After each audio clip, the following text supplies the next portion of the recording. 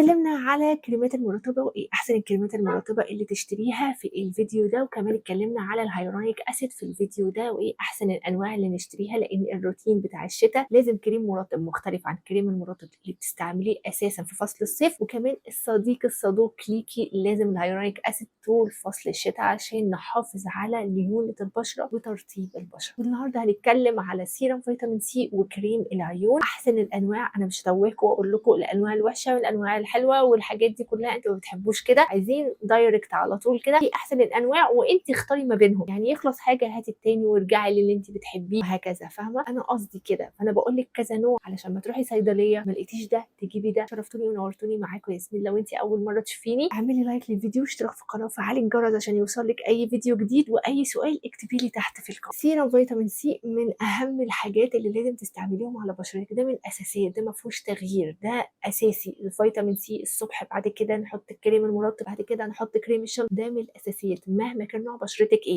معديه ال 50 اقل من 20، ده لازم فيتامين سي، ده بتبتدي بيه بدري جدا جدا جدا غير اي نوع تاني. فيتامين سي لو انت بشرتك فيها حبوب ملتهبه عالجي الحبوب وبعد كده استعمليه عشان ممكن يزود التهاب الحبوب، فخدي بالك لو حبوب ملتهبه حبوب كبيره كده عالجي الحبوب بعد كده استعمليه عشان ما تقوليش طلع لك حبوب. تاني حاجه دول احسن نوعين. انا النوع بتاع نانو تريد مجرباه بقالي اكتر من 4 سنين، وكمان بايو اورجانيك دلوقتي داخله على 8 شهور 9 شهور مجرباه ويجنن جدا جدا وما اتغيرش خالص. كل ما يخلص بروح اجيبه، لان مثلا علبه السيرم دي بتقعد معايا 15 يوم، انت هتقعد معاكي اكتر، ما تعمليش زي انا بحط كتير قوي. اتكلم بقى على واحد واحد. نانو تريد اول سيرم ده موجود في كل الصيدليات، سعره 300 جنيه، حلو جدا وفعلا زي المستورد بالظبط. الماده الفعاله بتاعته من المانيا، بيتعبى هنا في مصر والنتيجه بتاعته فوق الخيال، وهتلاحظي النتيجه خلال اسبوعين، وده بيعجبني فيه قوي قوي قوي، حلو قوي وعلى طول لازم يكون عندي، ده اساسي يكون عندي.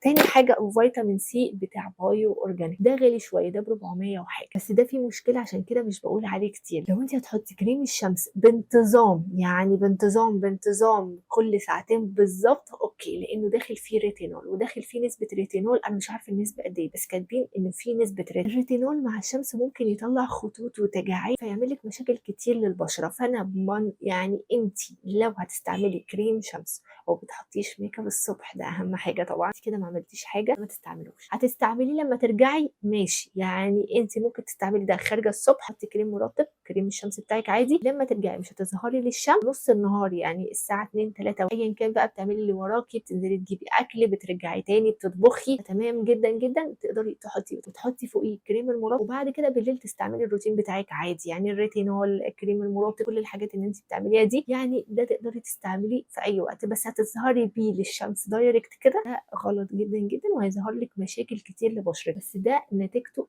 خيال. حاجه الناس عندها هالات قويه جدا جدا، عندك هالات شديده قوي قوي قوي قوي، ماري اند مي من احسن الكريمات اللي بتقضي على الهالات بسرعه جدا وبتنور تحت العين. مهما اقول لكم يعني الهالات عندك شديده، عندك مشاكل صعبه جدا جدا اسمها هالات وراثيه، الهالات مهما استعملت لها ما بتروحش، بينور تحت العين بشكل عجيب وبسرعه جدا جدا وبحبه جدا جدا. تاني حاجه لو انتوا عايزين تعرفوا انا بشتري منين، هسيب لك اللينك تحت في صندوق الوصف، تمام؟ ودي سكرين شوت من المكان اللي بشتري منه انا اهو، دي البيج اللي انا بشتري منها كل حاجه عشان تسالوني انا اجيبه منين. عايزه بس افهمكم الكريم ده يعني بجد لو عرفتي مميزاته هتمسكي فيه. انت عايزه كريم رخيص لتحت عينك وعايزه كريم رخيص لبشرتك، يعني لكل وش. في بنات كتير قوي قوي قوي قوي ما تقدرش تجيب كريم عادي، ده الكريم ده بقى، الكريم ده عبوتين انا مخليه والله عشان بس تتفرجوا على شكل العبوه، اخلص بس الكريمات اللي عندي وابتدي افتحه واستعمله. اي سيرم اتكلمنا عليه، بصوا انا عايزه بس افهمكم حاجه، ده سيرم كوري سعره 1000 وحاجه، 1200 او 1300 جنيه، ده سيرم كوري اوكي. السيرم ده فيتامين اي بس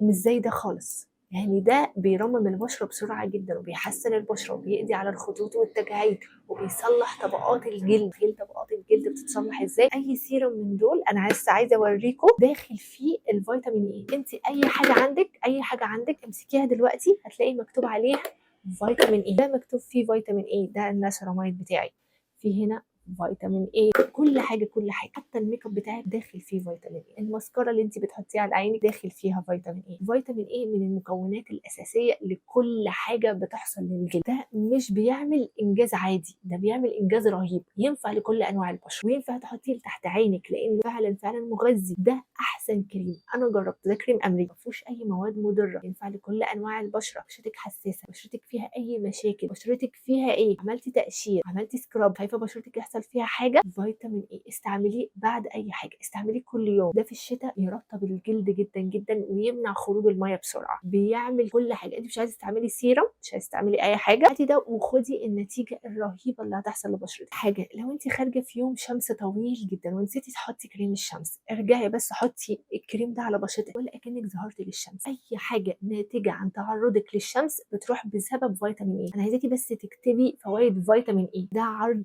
هايل للبشره، عرض هايل للبشره. وانا طلبت منه واحد تاني، طلبت من الصفحه اللي انا بشتري منها، عايزه واحد تاني، رفض، قال لي لا، كل شخص واحد بس لان الكميه محدوده جدا. فانا حبيت اقول لكم لانه بجد حلو قوي، هيقعد معاكي فتره طويله، يعني هيقعد معاكي للشتاء، تستعمليه على جسمك، تستعمليه على وشك، تستعمليه على ايدك. الناس اللي ايديها مكرمشه جامد قوي قوي قوي، عايزه تستعمل حاجات جامده جدا وتقعد تعمل وصفات ومش عارفه ايه، حطي الكريم ده كل يوم مرتين في اليوم، ايديكي هترجع تاني. فعلى طول ده في الشتاء على طول لازم احطه، بيفتح جدا، بينور جدا، بيرطب جدا. في فتره من الفترات انا ما بحطش كريم عين خالص لانه خالص مش لاقيه منتج كويس كان يشدني خالص على فكره، فكنت بحط ده كريم العين. انا اتفاجئت على فكره، انا الكريم ده قرب يخلص، مش هشتري تاني لان انا عندي ده، فانا ده هستعمله لتحت عيني وهستعمله لبشرتي، فمش هستعمل ده، مش هجيب ده تاني خلاص. فانا جبت خلاص، فعشان كده طول الشتاء بقول لكم ايه، انا طول الشتاء هستعمل ده، طول الشتاء ده لتحت عيني والوش كله مع السيرمز اللي بستعملها. ولما بجيب حاجه جديده انا بصور وبقول لكم عليه. فبجد ده اختراع،